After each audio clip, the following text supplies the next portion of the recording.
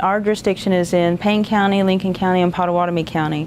And the area in Lincoln County and in Payne County are undeveloped lands. So there are like farmlands, across from where the storage tanks are. There are horses, there are creeks that are running through, and all this has been there for, since we got here. And, before us were the creeks and the Seminoles and the Caddos. So this is all land that's been housing native people for hundreds of years. We've been here for 171 years.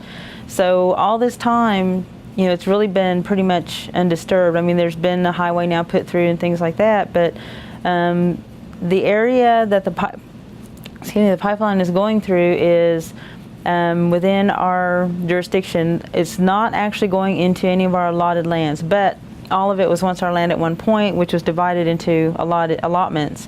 So it's going along, like skirting the allotments. That's what I found out from our realty department. Shannon Ray Boyd is its director.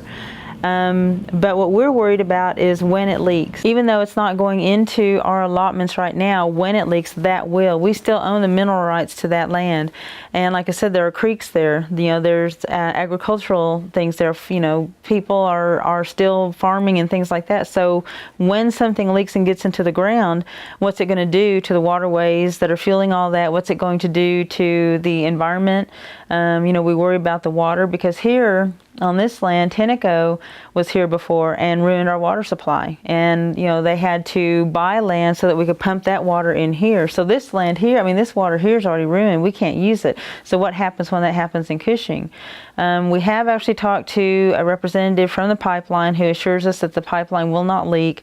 But, again, we're thinking, but what happens, if and when it does? How long will it take, before this is found? How much damage can it do before it's found? Who's going to be accountable for that? So these are things that we are concerned about and that we are in discussion with them. The Caddo Nation, who is one of the ancient people here, is also just talking about it with them. So it's not just us, and it didn't start just recently. The newspapers don't show that we've actually been doing this for years. It makes it look like we just started getting worried when the president came through, and that's not true. We have turned in our concerns for years now. Starting with our environmental department, and then the historic preservation programs. We've met with some of these people with our Sac Fox Nation conspiracy. We had a meeting in Missouri some years ago. So this has been an ongoing process, and so it's not like all of a sudden we don't know. And then I know some of the reports also say that the Historical Society is claiming we didn't tell them anything. Well, this is a government-to-government consultation. We don't have to involve the state. And also, we're not the ones who brought the state in. There's also someone else that's being interviewed who has absolutely nothing to do with the Sac Fox Nation, is not affiliated with the Sac Fox Nation, has never spoken to the Sac Fox Nation.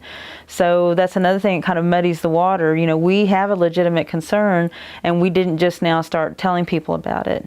They don't really understand. And in fact, one of the people who was interviewing Chief Thurman and me was actually asked the question, why are these graves important?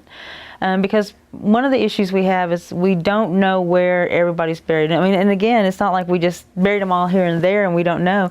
There were smallpox graves. Those are mass burials, and I do know where 2 of them are, and I've got one possibility, and they are all in the Cushing area. And like I said, Cushing is a small area, so there's a lot of undeveloped land around there. And that's what we're worried about, too. We don't want to see a pipeline coming through in an area where there might have been a mass burial.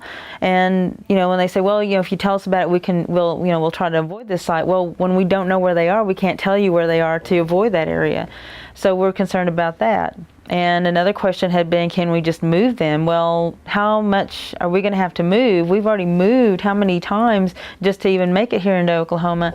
And this is supposed to be like our final spot, so how much further can we go? How much more are we going to move? And, there's like one state between us and the coast, before they finally, shove us out of the land. When does it stop? Our people came in here almost 200 years ago, and they're still having to be worrying about removal. And now, because of the age of some of them, there's probably really not anything left to move, but they were there. They're part of that land now, which is, the natural process, but they're still part of that. So, I don't even know. I know Native people maybe understand this, but I don't see how some people just can't understand that, why do we have to explain this? Why do we have to explain why it's important? It's important because our people were there. And just like you were talking about a relationship to the land, that's part of what this is. This is an origin story. And it talks about why we are so connected to the land. It talks about our relationship with the water and the things in it, and the air and the things in it, and the soil and the animals and everything. And even in the way it's set out was supposed to be a circle, because that's what, how our life goes. And so, it's a relationship that we have with not just maybe a home place that we lived in, but everything that we were in, because we're here by benefit of those things. And what's the saying? You don't own the land, you borrow it from your children. So what's going to be left if there is leakage? What's going to be left if there's no more environmental safety or water safety, or things where you can have your animals and your your crops? So those are the things that we're concerned about, and they are assuring us that everything's going to be fine. But right now we're still talking about that, and I don't know where we're going to really go from here, except that we have to keep telling them that we do have these concerns, and they are in our land. I live only a couple of miles away from where it's going to start, and if this oil is all being stored, what happens when it just is stored and stored and stored and stored? Because then you're still taking up the storage tanks and things like that, and what happens, if something happens there. There's a concern with really on both sides. So right now, that's what we have to look at and talk about with everybody. What are we going to do? What option is out there? What can we do? As for others, I think I would just let them ask the same questions. They might know more things on the other side and be able to say, well, hey, did you look into this, or have you asked this? And something that I wouldn't know because I'm not familiar with oil production.